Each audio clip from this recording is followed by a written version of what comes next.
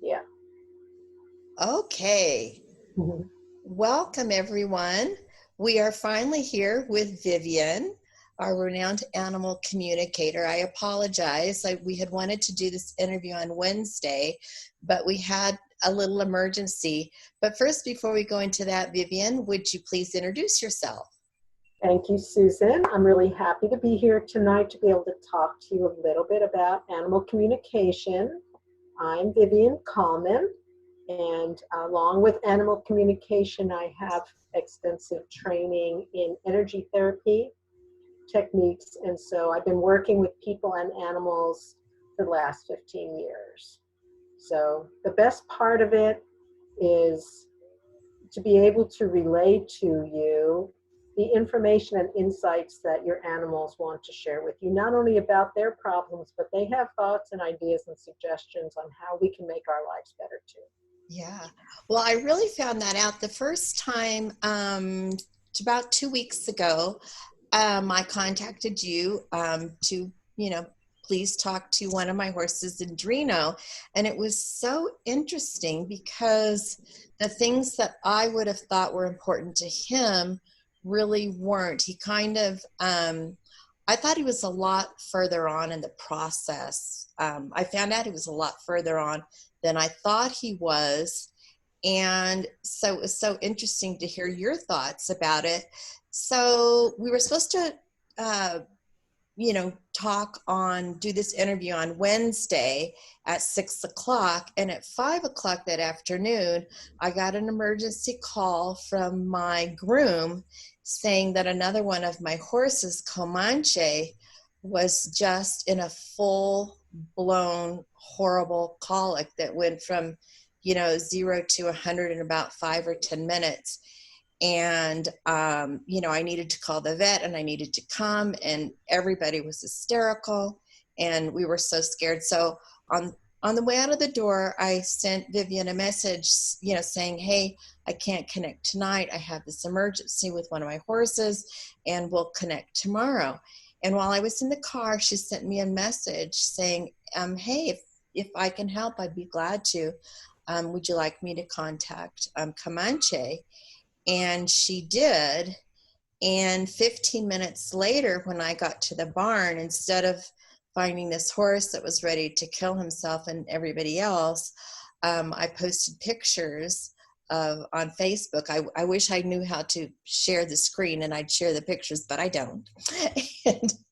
and I found this very calm horse on the Vitafloor. And the Vitafloor is this floor that kind of vibrates, and it's really great for colics and all of that. But it was just absolutely amazing, the change in this horse. And I asked the groom, I said, what's going on? And he said, Susan, I've never seen a colic come on so bad so quick and then practically go away as soon as it started, which was about, the 15 minutes when Vivian had contacted me. So, the vet was on his way, but the vet was an hour away. So things could have had a very different outcome. And I just wanted to share this with everyone. And I was just wondering, when do you recommend for animal owners to contact you? I mean, what can we use your services for? Well, really for anything, any kind of question that you might have about your horse, any kinds of issues you're having with behaviors, with training, just wanting to have a better bond with them. Any question is a good question. And because each session is unique to the horse and the owner, and always fascinating what the information is that comes out, because I kind of stay out of the way. So really any time that you feel that you don't understand something, you'd like to know what's going on, you'd like to know what direction to take your training in. I work with other kinds of animals as well. I have also helped bring in lost dogs, and by communicating with them. And so there's just anything to do with your animals. If you have questions, you could And contact. I also hear that you work with wild animals. Yes, I've had some experience with wild animals too, especially with a wild rhinoceros in Africa who taught me the depth and breadth of what they are capable of, what they understand about life. It's a different quality than we have and a different depth than we have. And now I can bring that to all the animals that I work with. I have a much more open mind about what's possible. Hmm. Yeah, and I was seeing, and one of the things, because I was, um, we're kind of messaging back and forth as I was hysterically driving to the barn, but my car is smarter than I am, and my car was reading her messages, and I was talking to the car, and the car was sending the messages back. And one of the things that I thought was very interesting was he told you it feels like something is stuck, like there was something in what I ate that did not belong, maybe a beetle. Something doesn't feel right, and I'm very, very worried. I feel alone, and something is wrong. And he's a very, very sensitive horse. And then you told me that you used a technique, an energy technique to help kind of break up with what was stuck, but also to really help him relax and with the tension. And that's at least as dangerous or more in a colic in a horse. And then you told me when I got there, just, to be near him and to hold him and, transmit that energy.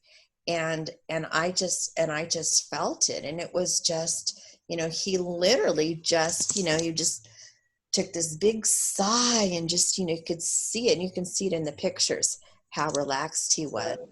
So this energy, not only can you communicate with animals, but you can also, kind of stabilize their energy or do some energy therapy. Is that correct? It helps clear out places that they're stuck, either physically, mentally, emotionally, or spiritually. And the really nice thing is that this can be done remotely. I live in Kansas City, and Susan and her horses live in Mexico. And so we have It's this not around the corner. no, it's not a drive away. And so we had this fantastic connection that was able to help the horse. The horse knows I tune in like it's a radio station. They know who I am when I tune in and that I'm there to help them. And so I was able to break up some of that tension and stuck energy in his digestive tract. I was able to bring in another frequency that he could model, something that was calmer and clear, that he could model to help him begin to relax. And then also I was able to just go into his energy field and be there with him to help him calm down. Mm-hmm. So it Yeah, wasn't very long, and he was very anxious that I should get to that. yeah, that was wonderful. And 2 or 3 weeks ago, when you talked to Comanche, my other horse, he's a horse that I've owned for 2 years. And it's been kind of like an onion. I've just been peeling layers and layers and layers. And it's kind of, I feel like, kind of working with Braille, hit and miss, hit and miss. And it was wonderful talking to you. We're just almost where we need to be now, but it's taken 2 years. And I was wondering, um, I was asking myself, boy, if I'd known Vivian 2 years ago, this 2 year process might not have taken 2 years. It might have taken, 2 or 3 months or something. But hindsight's 2020. Well, the nice thing about the communication is the information that your animal will share with you is something that you can work on for an extended period of time. It's kind of a little bit of an instruction manual about what they want, what they need, what works best for them as in training. And so you don't need to have sessions over and over. You can just work with this information from the Yeah. initial session. Yeah. Or like say you were working on something and, you might 4-6 months down the road contact you again and say, I think it's really good. How's my horse? Blah, blah, blah, blah, blah. And I just thought it was fascinating, especially with horse number one, how communicative he was, because I kind of see him as kind of, I don't know. I didn't see him in that way that he talked to you, but now I know that that he's much more communicative and much more. There's a lot more to him than I guess that I thought there was. So again, we're just still peeling away layers of the onions and having a lot of fun. But the information that you provided was invaluable. And they're so happy when they can finally get the information to you, because then you're working more as partners on the same wavelength. Oh yeah, yeah, and that's one of the things I had told everybody that we were going to talk about on this chat. We were going to talk about what you had told me and kind of taught me about the intention. Really kind of getting the intention going when I'm on my way to the barn, and from the car to the horse and all that, really setting my attention, my intention and my attention, because I tend to be, a little, I'm kind of always trying to do two things at once. And if I can do 3 or 4, that's even better. And the heart bond technique. So I guess we've kind of run out of time this week, but what about if we talk about that next week? I would love to. Thank you. All right. So is Wednesday a good day, or Thursday? What day works best for you? Thursday would be better. Okay. All right. Well, we'll do it again Thursday night. Thank you so much, Vivian.